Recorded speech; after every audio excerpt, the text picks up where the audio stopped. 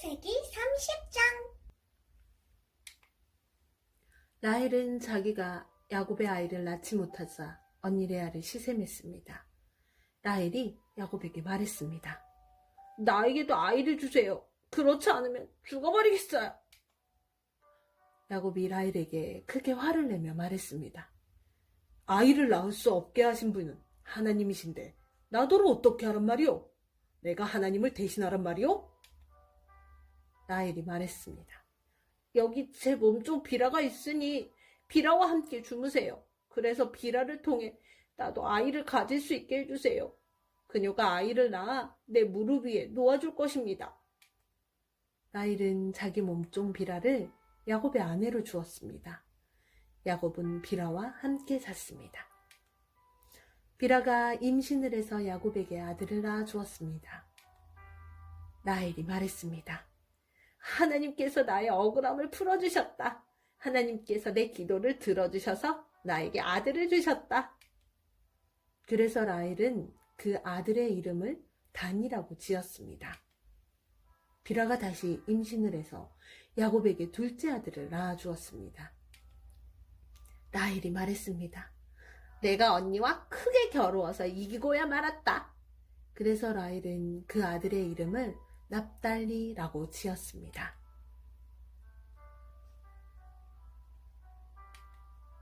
레아는 자기가 아이를 더 낳지 못하게 된 것을 알고 자기 몸종 실바를 야곱에게 아내로 주었습니다.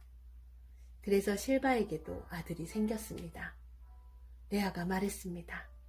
나는 운이 좋다. 그래서 레아는 그 아들의 이름을 갓이라고 지었습니다. 레아의 몸종 실바가 아들을 또 낳았습니다. 레아가 말했습니다. 나는 행복하다. 이제는 여자들이 나를 행복한 사람이라고 부르겠지. 그래서 레아는 그 아들의 이름을 아셀이라고 지었습니다. 보리를 거두어 들일 무렵에 르우벤이 들판에 나갔다가 합한 채를 발견해서 자기 어머니 레아에게 가져다 주었습니다. 그러자 라헬이 레아에게 말했습니다. 언니 아들이 가져온 합한 채를 나에게도 조금 줘요. 레아가 대답했습니다. 너는 내 남편을 빼앗아 가더니 이제는 내 아들이 가져온 합한 채까지 빼앗으려 드는구나. 그 말을 듣고 라헬이 말했습니다. 그 합한 채를 나에게 주면 그이가 오늘 밤에는 언니와 함께 자도록 해주겠어요. 그날 저녁 야곱이 들에서 돌아오자 야곱을 맞이하러 나간 레아가 말했습니다. 오늘 밤에는 나와 함께 자야 해요. 내 아들이 가져온 합한 채로 당신의 대가를 치렀거든요. 그래서 그날 밤에 야곱은 레아와 함께 잠을 잤습니다. 하나님께서 레아의 기도를 들어주셔서 레아가 다시 임신을 했습니다. 레아는 야곱의 5째 아들을 낳았습니다. 레아가 말했습니다. 내가 내 몸종을 남편에게 주었더니 하나님께서 그 값을 갚아주셨구나. 그래서 레아는 그 아들의 이름을 이사갈이라고 지었습니다. 레아가 또 임신을 하여 야곱에게 6째 아들을 낳아주었습니다. 레아가 말했습니다. 하나님께서 나에게 좋은 선물을 주셨다. 내가 6째 아들을 낳았으니 이제는 남편이 나를 존중해 주겠지? 그래서 레아는 그 아들의 이름을 스불론이라고 지었습니다. 그 후에 레아는 딸을 낳고 이름을 디나라고 지었습니다. 하나님께서 라헬을 기억하시고 라헬의 기도를 들어주셔서 라헬도 아이를 낳을 수 있게 해주셨습니다. 라헬이 임신을 해서 아들을 낳았습니다. 라헬이 말했습니다. 하나님께서 나의 부끄러움을 없애주셨다. 라헬은 하나님께서 나에게 아들을 더 주셨으면 좋겠다 라고 말하면서 그 아들의 이름을 요셉이라고 지었습니다.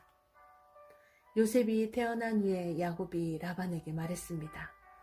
이제는 제 집, 제 나라로 돌아가게 해주십시오. 제가 장인어른을 위해 일해드리고 얻은 아내와 자식들을 데리고 돌아가게 해주십시오. 제가 장인어른을 위해 해드린 일은 장인어른께서 더 잘 아실 것입니다. 라반이 말했습니다. 괜찮다면 나와 함께 계속 있게나. 여호와께서 나에게 복을 주신 것이 다 자네 때문인 것을 내가 예측하여 알고 있었네. 자네 품삯은 자네가 정하게 내가 그대로 주겠네. 야곱이 대답했습니다.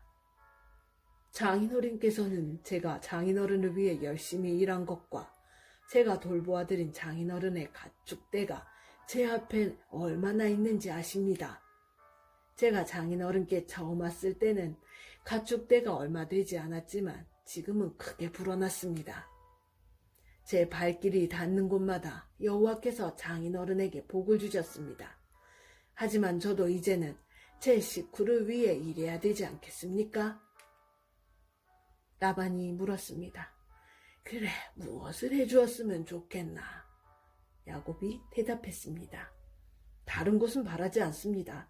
그저 한 가지만 해주십시오. 그렇게 해주시면 제 마음을 돌이켜 다시 장인어른의 가축대를 돌보아 드리겠습니다. 오늘 제가 장인어른의 모든 가축대 사이로 다니면서 점이 있거나 얼룩이 적거나 검은 새끼 양과 점이 있거나 얼룩이 진 새끼 염소를 골라낼 테니 그것을 저에게 주십시오. 제가 정직한가 정직하지 않은가는 장인어른께서 앞으로 저에게 오셔서 제 가축대를 보시면 알게 될 것입니다.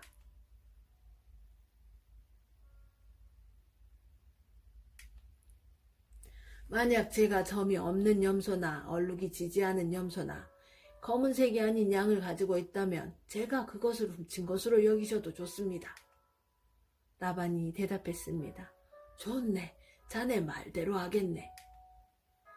그러나 그날 라반은 몸에 줄무늬나 점이 있는 순염소들을 따로 떼어 놓았습니다.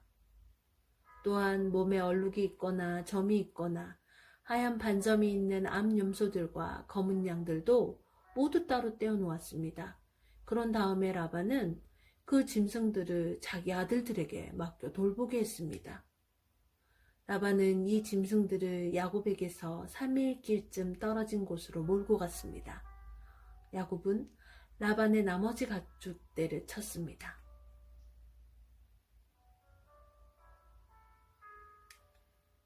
야곱은 버드나무와 살구나무와 신풍나무 가지를 꺾은 다음에 껍질을 벗겨내서 나무 껍질에 하얀 줄무늬를 만들었습니다.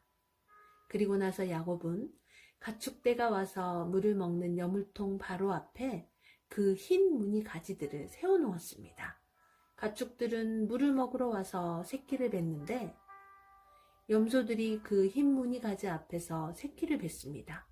그러자 그 사이에서 흰 무늬가 있거나 얼룩이 적거나 점이 있는 새끼 염소가 태어났습니다. 야곱은 그 새끼들을 따로 떼어 놓았습니다. 야곱은 라반의 가축 가운데서 줄무늬가 있거나 검은 가축들을 따로 떼어 놓았습니다. 가축대 가운데서 튼튼한 짐승들이 새끼를 베려고 하면 야곱은 그 짐승들의 눈앞에 가지를 놓았습니다. 그래서 짐승들이 그 가지 앞에서 새끼를 베게 했습니다. 하지만 약한 짐승들이 새끼를 베려고 하면 야곱은 그 앞에 가지를 놓지 않았습니다. 그래서 약한 것들은 라반의 것이 되고 튼튼한 것들은 야곱의 것이 되었습니다. 이렇게 해서 야곱은 큰 부자가 되었습니다. 야곱은 가축대와 남종과 여종 그리고 낙타와 나귀를 많이 가지게 되었습니다. 아멘.